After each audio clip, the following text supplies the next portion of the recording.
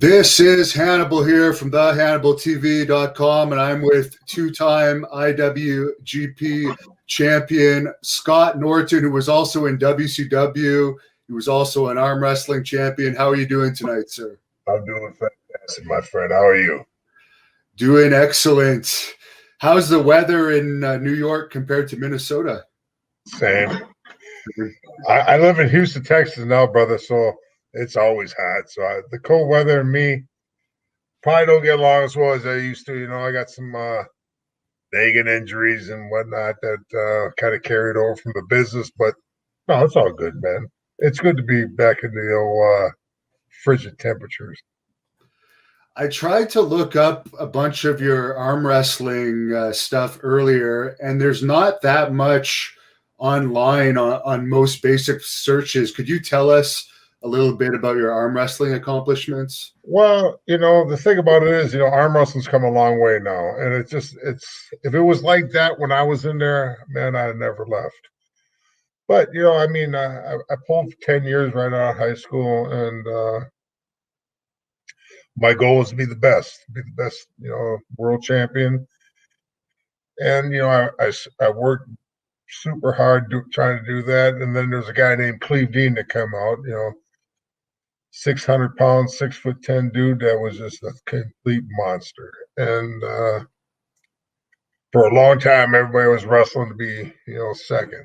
And I didn't do it that way. You know, I just concentrated on beating him. And I won a lot of tournaments coming up for 10 years. And then, you know, Over the Top was announced, and it was the biggest tournament of all time. And that was my focus. And, you know, it was my time. And I put it together, and I crushed him. You know, and I mean, it was my ultimate accomplishment goal in the business of arm wrestling. And shortly after that, I was offered a contract from New Japan to be a pro wrestler, and I changed courses. But you're not going to find a lot of video and a lot of tape because, you know, Wild World of Sports carried Petaluma, and Over the Top was not televised live, but it was part of the movie. And there's a lot of, you know, footage of that. And it just, you know, it's a different world now. You know, social media really brought it into the forefront.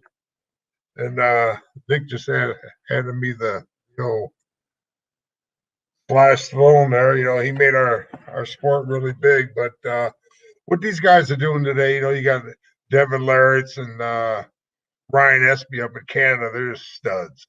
And they're living the life that, you know, I wanted to get back into. I wanted to go back into professional arm wrestling once I, you know, was done with my professional wrestling career, you know, because I know that, you know, my technique might have left me, but power never left. But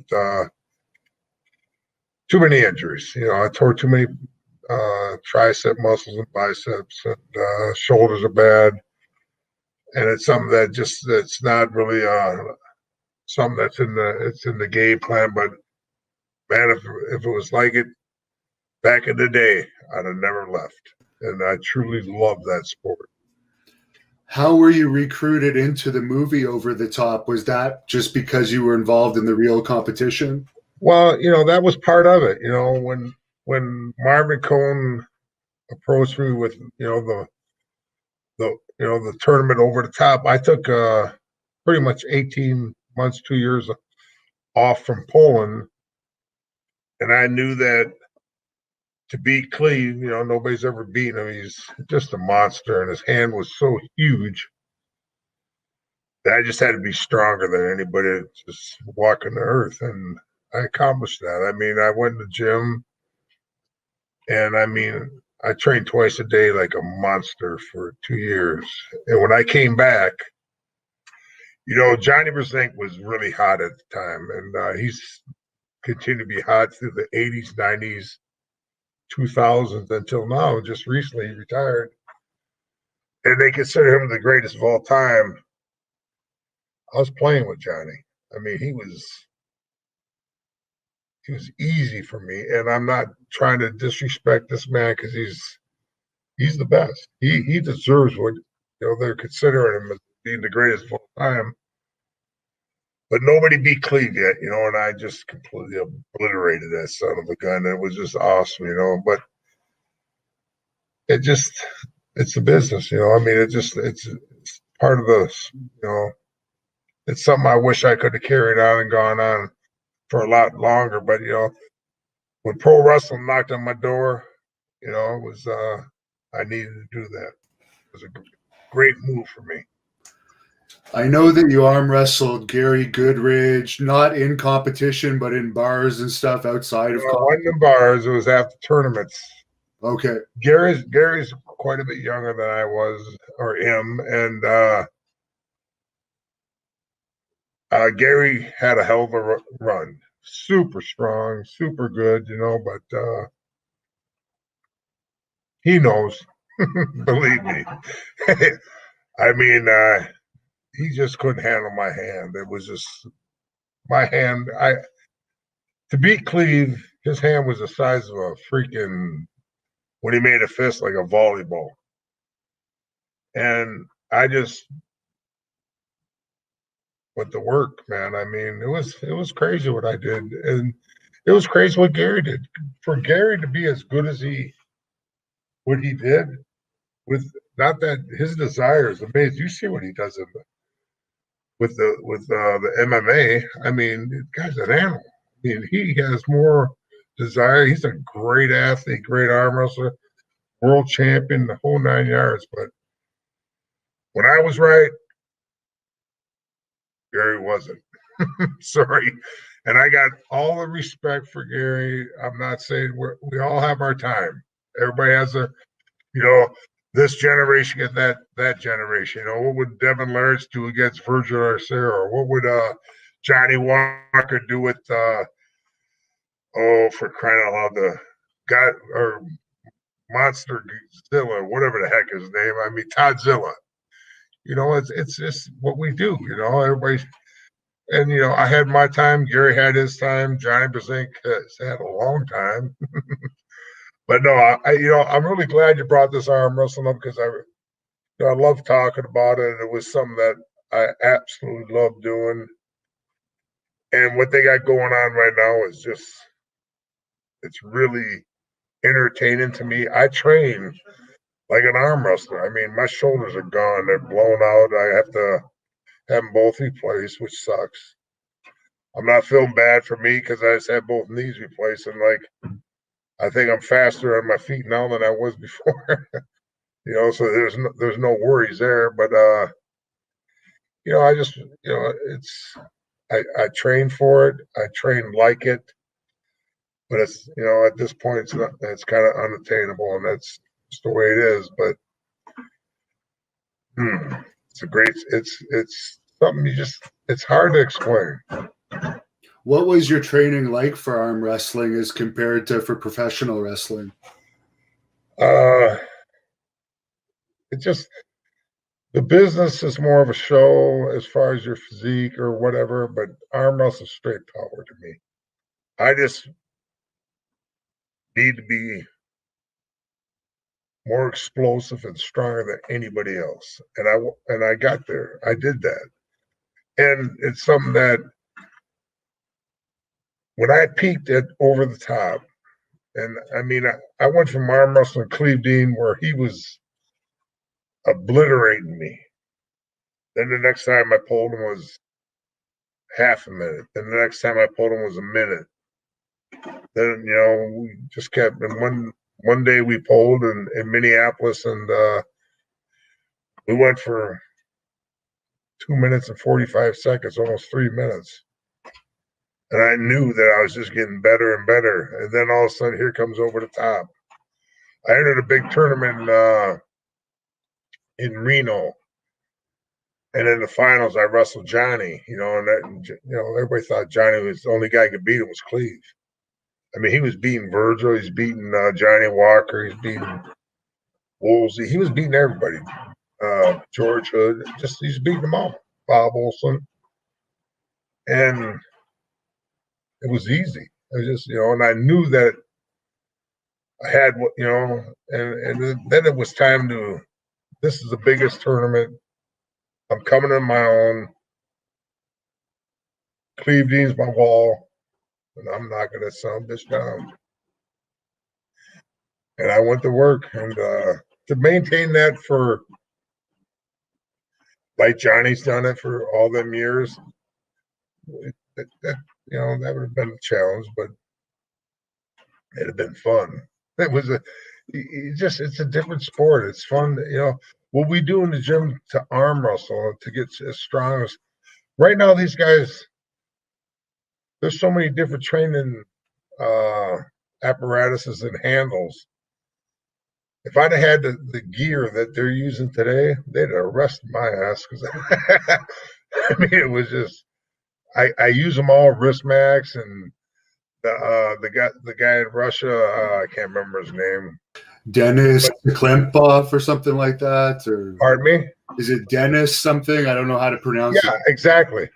But you know, and it's just there's all these new handles and all these different angles, and you know, and I use them all, and I try, you know, and some, you know, I got more CBD oil on me when I'm trying to do this, and I'm training so light compared to what I used to train when I was in it. I mean, there are days I you know, 315 on a straight bar, I'd rep it 8, 10, 12 reps like a warm up.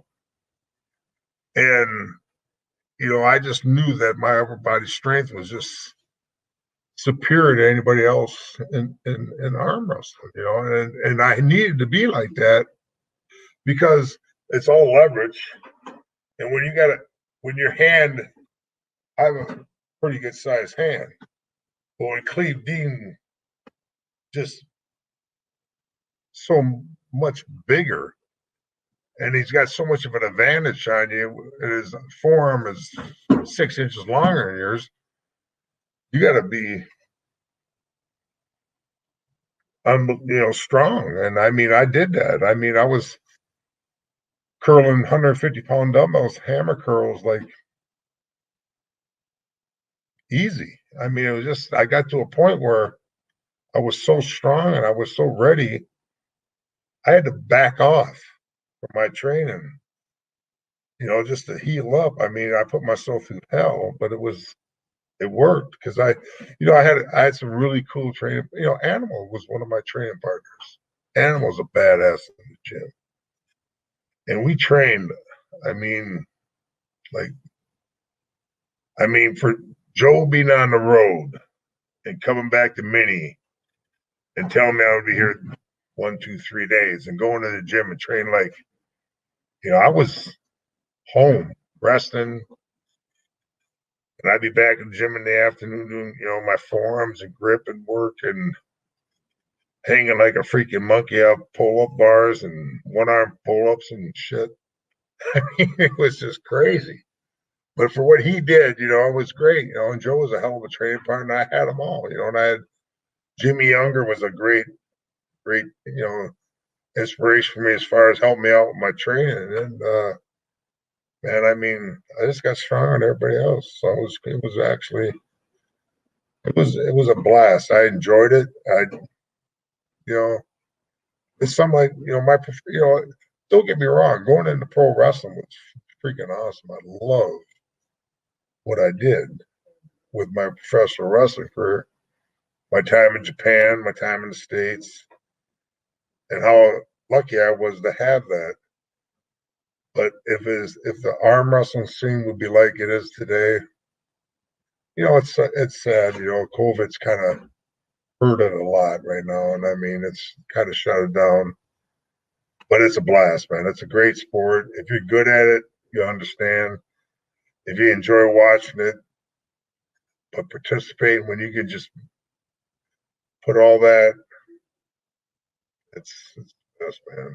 It's a great feeling, man. It's a it's a rush, just like my buddy said. For bench press, deadlift, and squat, what would have been your all-time best numbers on those? I could deadlift what I wanted. That was crazy. I mean, growing up, working for my dad, the concrete crew. I mean, all of us, his sons, it was Norton and Sons Concrete Construction. My brother Rick was a big guy, he's about 280, 6'2". I was a bigger guy, 6'3", about 300, coming out of high school. My younger brother, he's pretty close to my size. And my old man was a badass as far as a worker. I mean, a hard worker in concrete. We just did it. I mean, when I was 12 years old, I wanted to be with him, swinging a sledgehammer and pressing my dad, just, working. And we did that, and we worked hard as a family, and we got strong. And, when I went into training, it was where guys, they'd have a 185-pound bench. I was benching right out of the gate 350. I mean, it was just crazy. Hawk would always he'd just shake his head at me. He just go, God dang, just, it was just. But I grew up working hard, and deadlift was, I mean, I'm pretty sure if that would have been something that, especially with the straps like they're using today, that Hall dude's a badass, don't get me wrong, but his, with them straps, he's 150, 200 pounds different, because, I mean, that's just a big shrug, and then the bench shirts that they have today. I mean, I topped out 677 on the bench when I was working in Portland, pro wrestling, Pacific Northwest. And Ted Arcidi had a 705, and I was about 8 weeks out from the World Championships. I did 677 like getting out of bed. And I just, and I still had 3 sets left that day that I was going to go up. And the guys training with said, man, just relax and don't injure yourself. You're moving some super heavy weight. So I backed off. And I wrestled Bill Danhauer that night in the Texas Bull Rope match. And he blew my tricep off the bone. It was horrible. So that kind of ended my bench press career because, pro wrestling was there, and I mean, that's what I was doing it for, I mean, the contract was just light years ahead of everything, that I accomplished in my arm wrestling world and everything. And it was, I didn't do it for the money. I did it for the opportunity to make the best of it. And, but, those numbers, I mean, I squatted, in the high 8s. And it's something that when you're a heavy bencher, it's hard to get them arms back, to get that bar in you. So these guys are bad, I mean, these top power lifters that can do all 3 are some, they're great athletes. But, my numbers were, I mean, it was a 21, 200 pound easy total, and probably better, but that wasn't my focus. I wanted to be the best arm wrestler. I mean, the world champ, the best bench in the world would have been great. And, in my eyes, Bill Kazmaier is the best bencher ever lived. I don't give a shit. Dude did 661 with no bench shirt. The bench shirt throws 40, 50 pounds on easy. Now they're throwing 200, 300, 400 pounds on. And that's just not what they're doing. I mean, it's just, I don't understand when a guy, has got 1,052 pound bench and he's a great bencher at 740. Well, you're a 740 bencher. You're not 1,050 pound. I mean, they wrap you up in this crap. It's not power to me, So Bill's the best. So, and I know Bill personally is a great dude. We almost, he and I were almost tag partners, But it ended up me and her Jurassic Powers was just fantastic. But you know, the numbers were there. But my focus is, was arm wrestling. I didn't really, I wanted to be the best bench presser in the world. But I didn't want the powerlifting deal wasn't as important. Now, you grew up with Hawk, Rick Rude, I think Kurt Hennig was around, and I think Wayne Bloom. Did you ever consider getting into wrestling growing up with all those guys that ended up also getting into it? Man, I'll tell you, they're on me all the time. Hawk.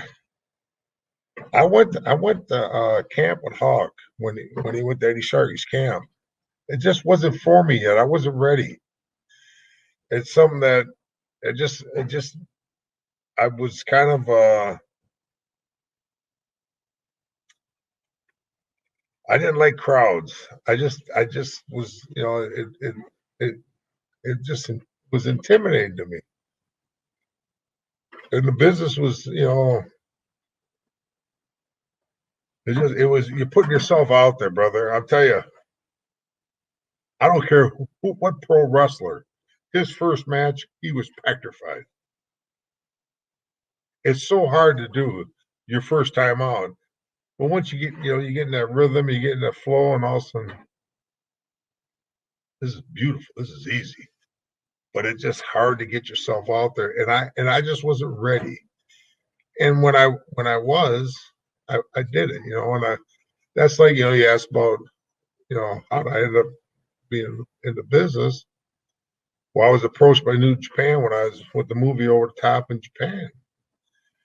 And they said, we're really interested in getting you going, and we'd like to use the pro, we know, Hawk and Rude, Kurt, and all the rest of the guys, there's a long line of pro wrestlers from Minneapolis, and they made, available to me, and I come home and I finally got a hold of Hawk, because we didn't have cell phones back then. It was just, you leave a message and you call him, and he calls you back as his Hawk. It says, New Japan, a good company to wrestle for? He says, why? I said, they offered me a pretty damn good contract. He says, you don't take that, Norton, I'll fucking kill you. I said, okay. And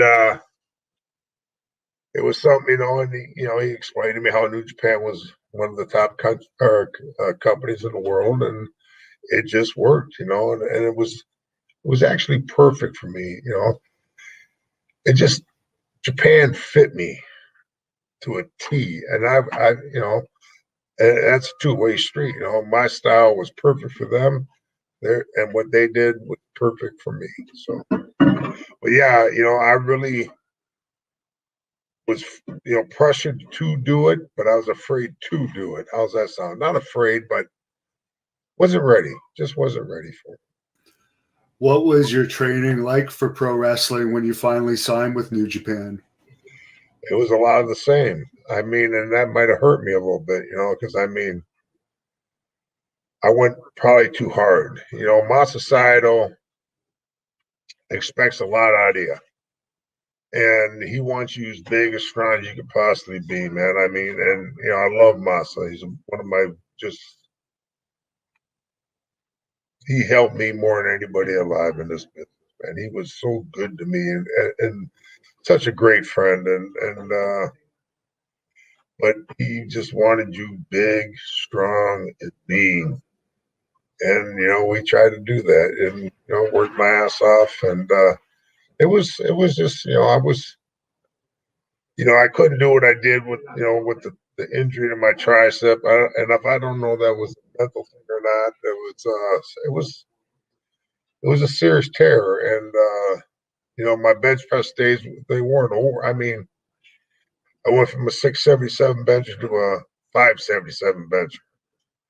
And it doesn't matter when you're that heavy, I really didn't need to push the weight like that, but I always pushed hard. And it just, I wish if I, the way I train now and know how to train, I wish I'd have trained like that when I was in the business, because I'd have probably been, not more successful, but I'd have been less beat up. That's for sure. Because you can't beat yourself up on both sides of it. That's what, we went hard and strong. And we could have went lighter and more reps and more discipline as far as recovery time and everything. But we weren't programmed like that. We were just straight ahead monsters, And I mean, and I remember Rick Steiner when him and his brother Scotty were on the road with WWF. They came to Portland, and I lived in Portland when I was working in Japan. And they wanted to meet me at my gym and have a workout. I said, cool, So Scotty was doing arm or chest and tris that day, and I already did them that week. And Robbie was doing squats. I said, I'll squat with you. And the dude's on the roll, man. And I mean, he went up to 750 on the bar. And I mean, Robbie's a monster, an animal. And I mean, I just got back from Japan and I was on a 5-week tour over there, and I mean, and we're just jacking this iron. I mean, just crazy. And I look back, and I mean, we could have done the same thing with 4 or 5 in the bar, getting the reps, you know what I'm saying, and taking a lot less pounding. But our routines were different. And I know these guys, I'll promise you, guys like The Rock, I mean, he's got a physique unbelievable. And these, Roman Reigns and these guys, they're not trained like we did. They're training way, way more to, recovery. We didn't give a crap about recovery. You just gave crap about pounding iron and being as powerful as you can be. And, maybe it worked for us, but it don't always work for the long run. What was Hawk like in high school? He's hard to imagine as a kid. Oh, God. Pretty much same way, man. Hawk was 100 miles an hour. Aggressive kid, man. I mean, Hawk was, I don't know anybody. Oh, I do, but not too many people that have as many best friends as Hawk. Everybody in our high school was best friends with Mike, and Mike had time for everybody. But it would come down to the side about Mike was a brawler. Mike enjoyed it, man, and he was damn good at it. And he's a very loyal friend. Mike was God. I mean, to explain him, I mean, it's just kind of like, put it this way, where he ended up being Road Warrior Hawk. That's Mike. He was already Road Warrior Hawk in high school. How's that sound? He was too, brother. I mean, we used to work at bars. We were bouncers in different bars, and the phone would ring, and Danny would listen. Go, Scott, Hawk's on the phone. I go, hey, Mike, what's going on? He says, well, I knocked out one guy tonight. How many you knocked out? I said, Mike ain't knocked nobody out. Phone ring about an hour later. Hey, Norts, that's 2. Well, why don't you settle down a little bit, Mike? I mean, we're supposed to stop this crap. We're not supposed to be doing it. So that was, Mike was, he was already kind of like, put it this way, he'd have been perfect in the movie or the series Vikings. And what about Rick Rude, another guy that was legendary for his toughness? Boy, he was just a tough, gritty son of a gun, man. Rick was just, it was amazing that him and Hawk never went. And I mean, went to war. Because they bickered. They went back and forth hard. But Rick was just a gritty, tough guy. I remember Rick's dad owned a bar. And Rick was going outside with grown men, 16, 17 years old, and he did okay, man. I mean, Rick was just a double tough guy, man. And I tell you something, nobody, just fearless.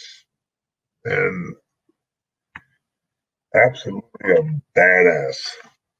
And you know, he wanted your respect, and he gave it, and that was the best part of Rick. You know, Rick was another guy, man. I mean, he had your back.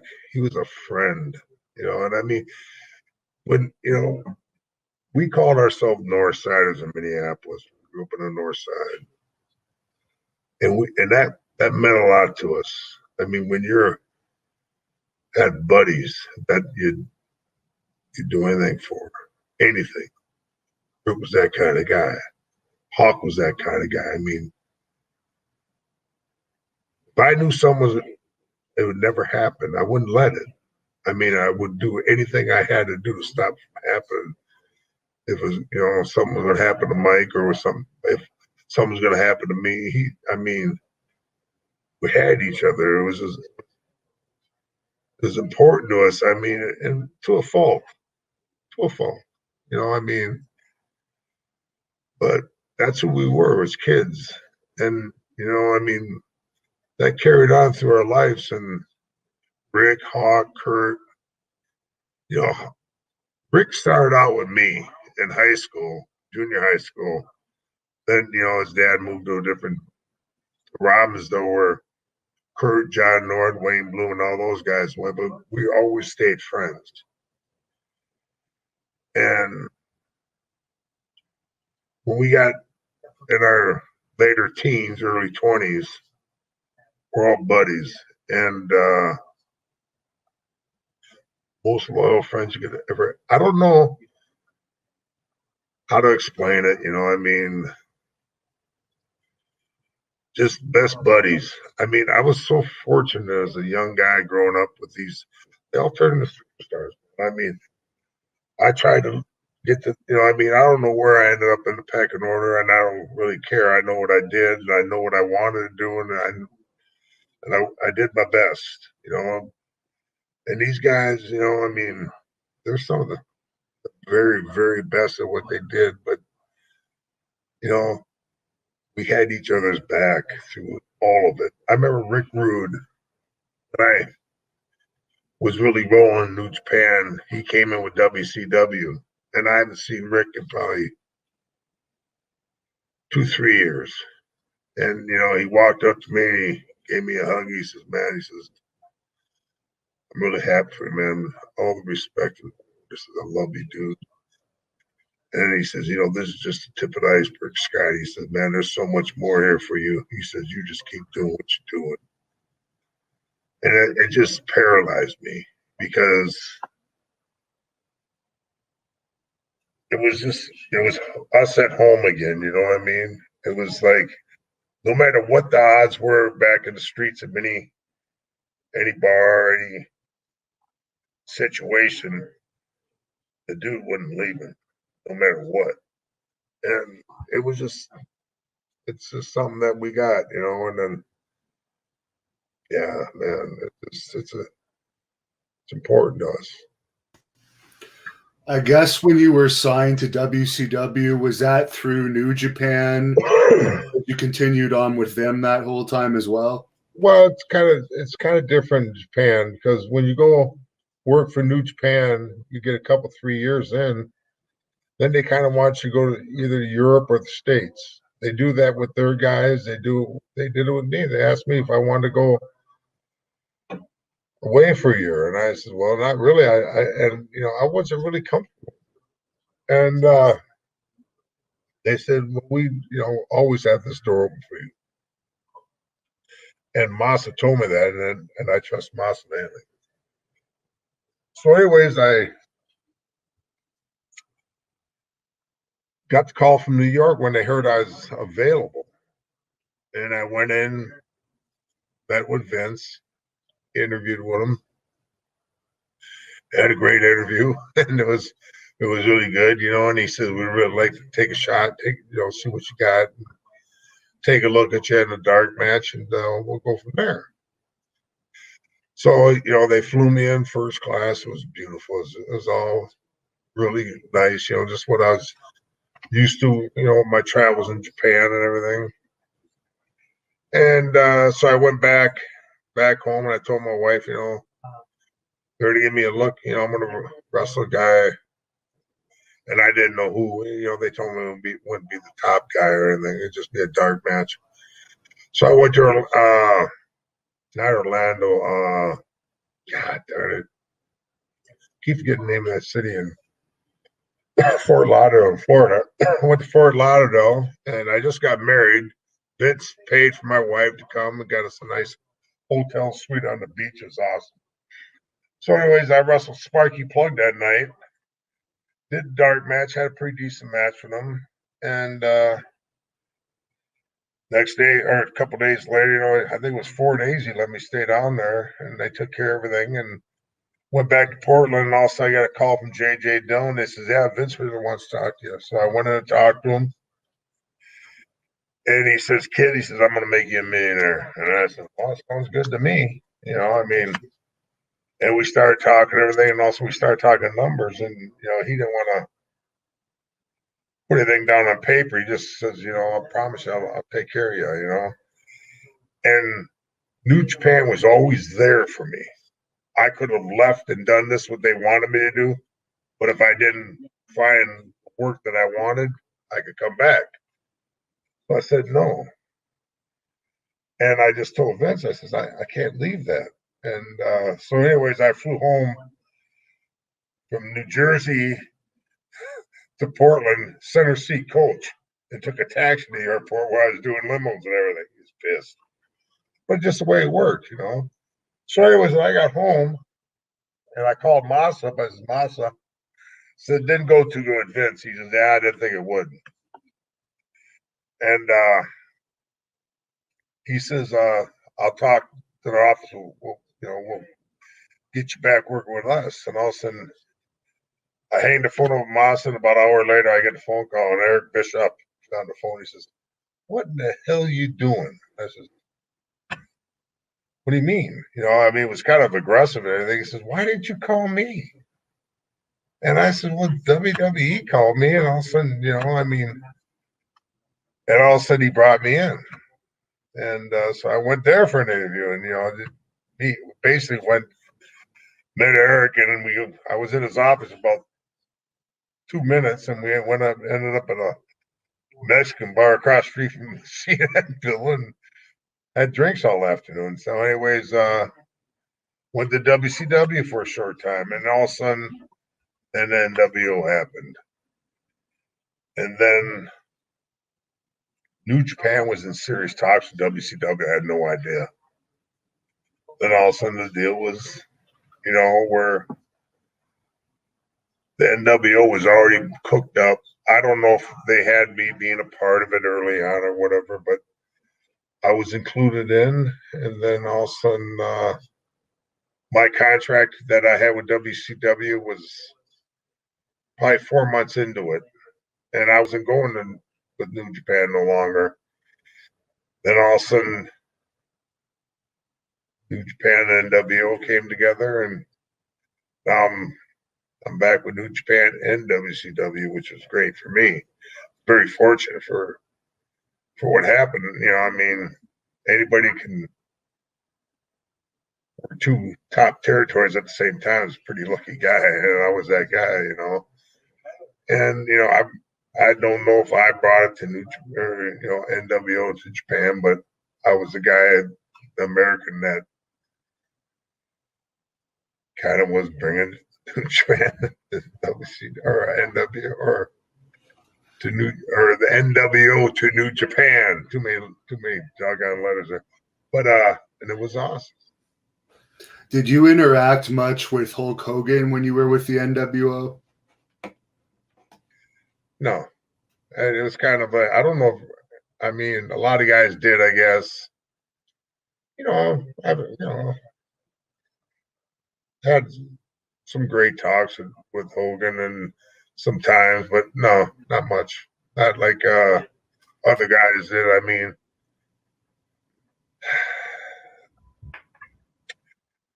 I wasn't the kind of guy like, hey, Hulkster, how you doing, man? I didn't, pat him on the back a lot. He's just another dude to me. Great talent, wrestler, freaking after leaving the business, he don't get as much credit as he deserves for the worker he was. He's a great fucking worker. Great wrestler. Way better than, just being the guy taking your vitamins and all this crap and flexing. He was a hell of a worker. He did a hell of a job. And, and I was a little different, kind of, a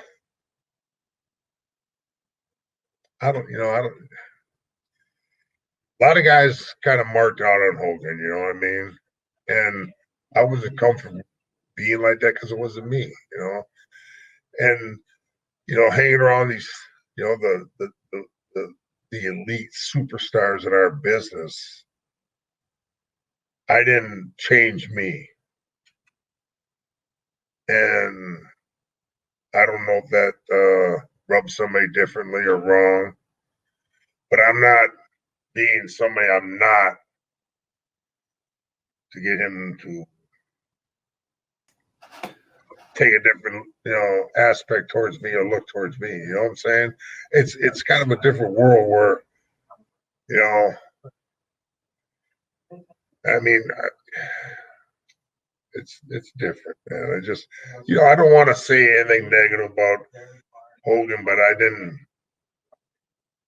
wouldn't have done what a lot of guys did do to get his attention, and that just isn't going to happen. So.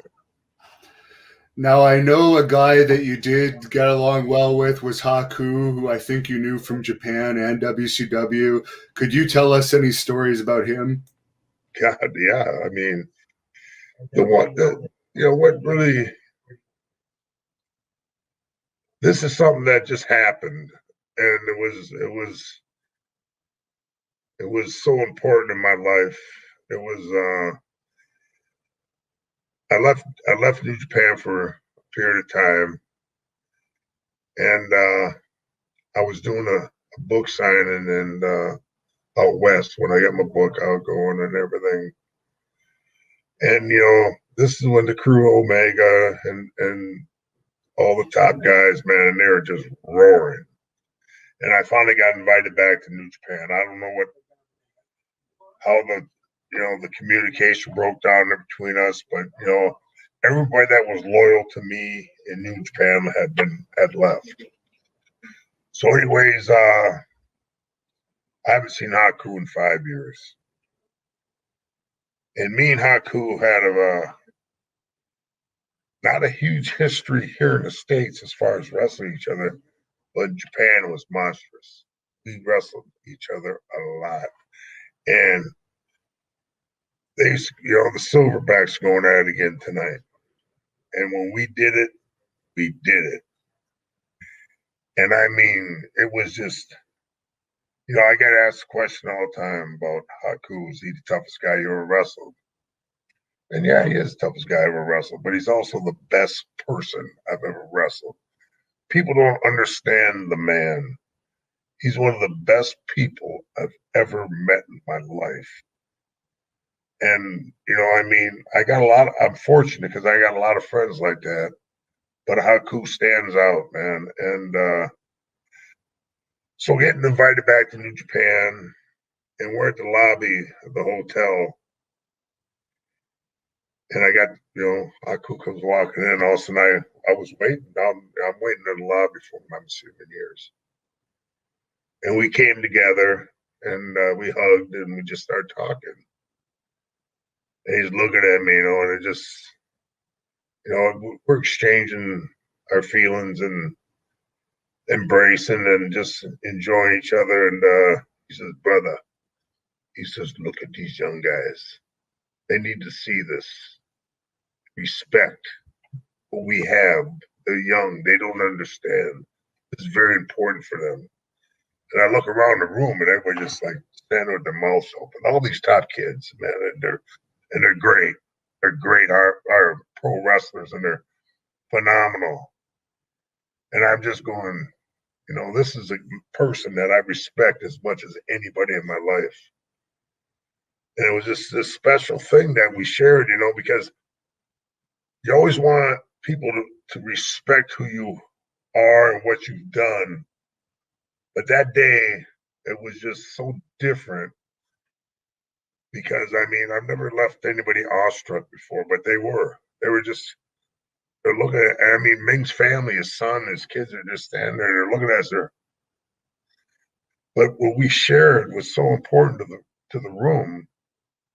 And it's something that, you know, just, it's part of me, you know, I mean, and for him to show me that throughout the years means so much to me. And, you know, we poured our blood, sweat, and tears in this business, and you work your tail off, man. You work your ass off. We all have. Everybody did. And, you know, to be put not in that category, but for that time, that minute, that 5 minutes, I'll never forget that as long as I live. And it's just something that, you know, I can share with you. And I hope I'm sharing it as, you know, as well as it happened. But it was just a special time, man. It's just unbelievable. A lot of people have documented that you had a really bad experience during WCW's North Korea tour. Could you tell us a little bit about that? Yeah, I did have a bad experience. All right. Get a little hoarse here. But North Korea was an eye-opening, brother. I had no idea what I was getting. None. When my societal and Tori walked up to me in the locker room and said, Scott, after this, we go to North Korea. I said, okay. I mean, you know, I knew that it was a communist country. I didn't, you know, I thought I'd be going to Russia or something. And man, I was wrong. But so, anyways, the episode that I had that was so, even, you know, today, I should have been dead. They should have, you know, it just shouldn't have made it through this. I just got married. You know, when I'm on the road, I stay in touch with my wife. I tried to call home for 3 days from North Korea. To make a phone call there was impossible. Excuse me. So, anyways, I'd have to go down to the basement to the operator and tell her the number, pay her, and then I'd run up. The elevators didn't work in this huge hotel in North Korea, which is probably the only hotel in North Korea. And I had to run 7 flights of stairs, and I could hear the phone ringing. And by the time I got to my phone, when I picked it up, dead. So I tried to go home for 3 days. Couldn't get home through. And all these Americans from the WCWs with us and everything. So finally, they let me call home. When I got to my room, I grabbed the phone and I got to my wife. I got to talk to her.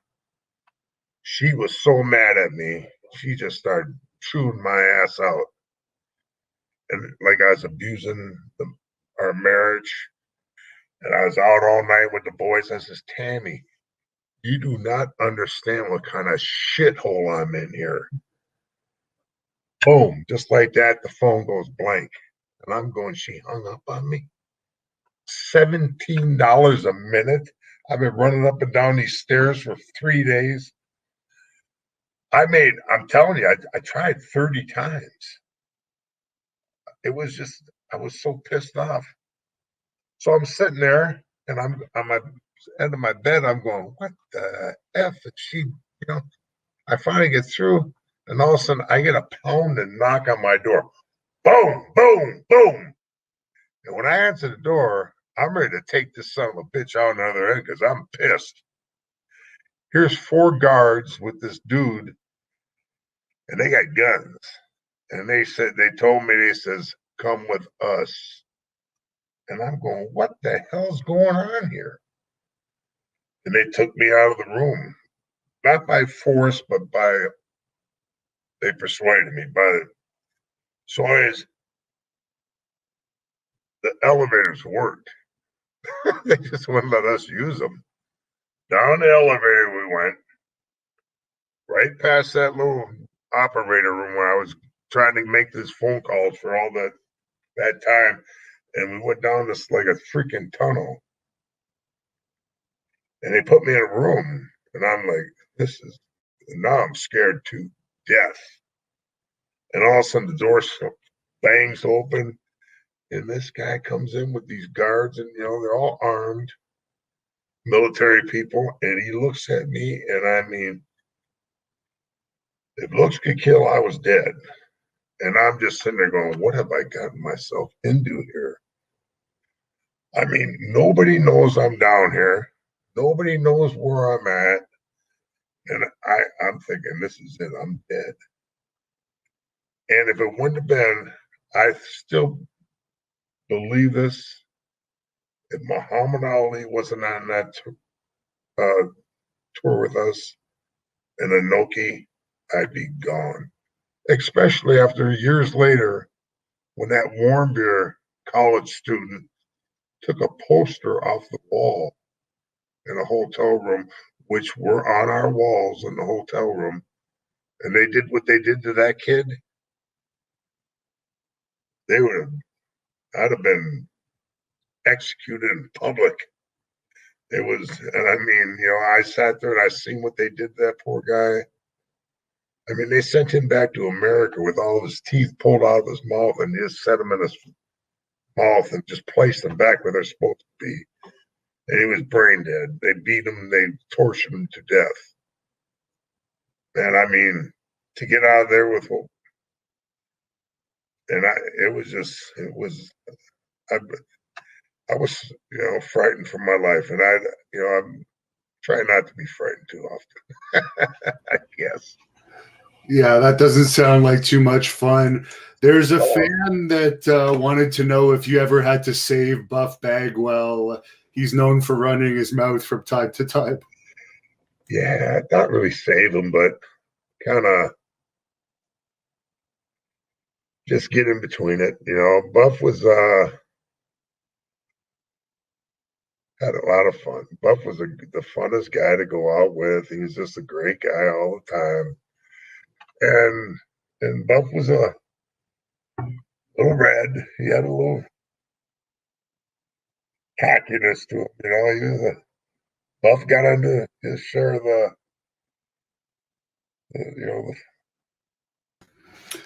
Well, I'm glad it wasn't anything too serious. No, but I mean, Buff's a pretty tough guy. I mean, it surprised you. Another fan wanted to know if WWE ever made you an offer once WCW closed to come back. No, never came back. I mean, they knew where I was going. They knew what I wanted to do. I mean, being New Japan fit like a glove, brother. It was just, and I don't, maybe I could have pursued it. I probably thought, but no. How did you get along with Masahiro Chono over in Japan? Fantastically. Can we take a break for a second, please? Oh, yeah. Yeah, we're almost done now anyways. I got to use the restroom. 1 minute. Okay.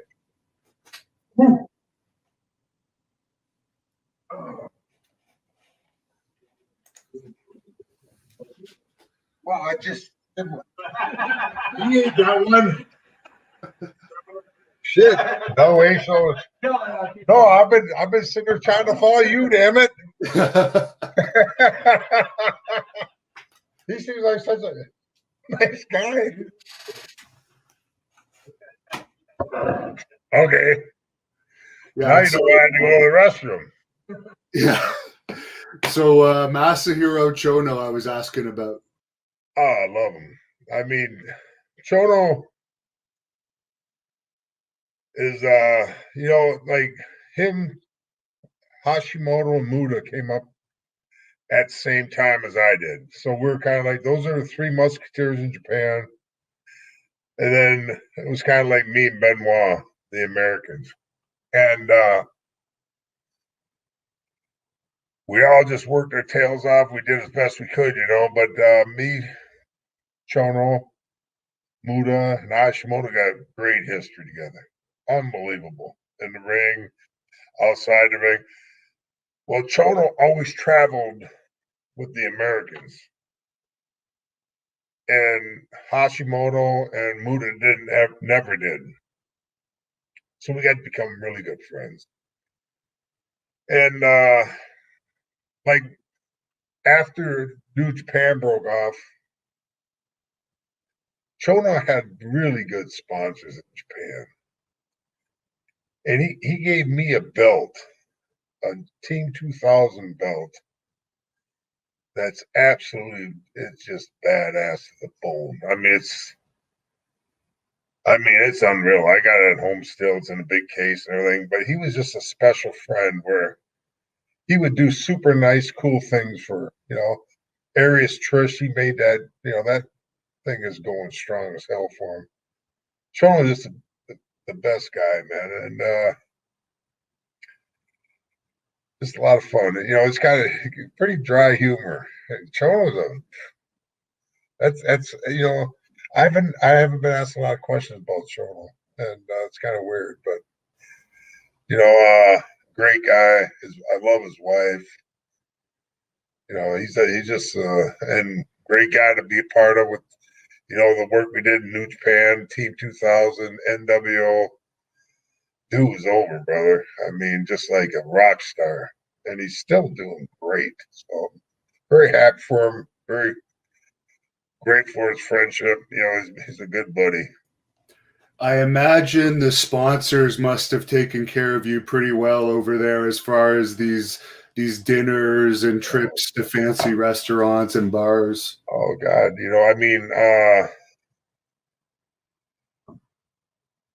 I started feeling guilty sometimes.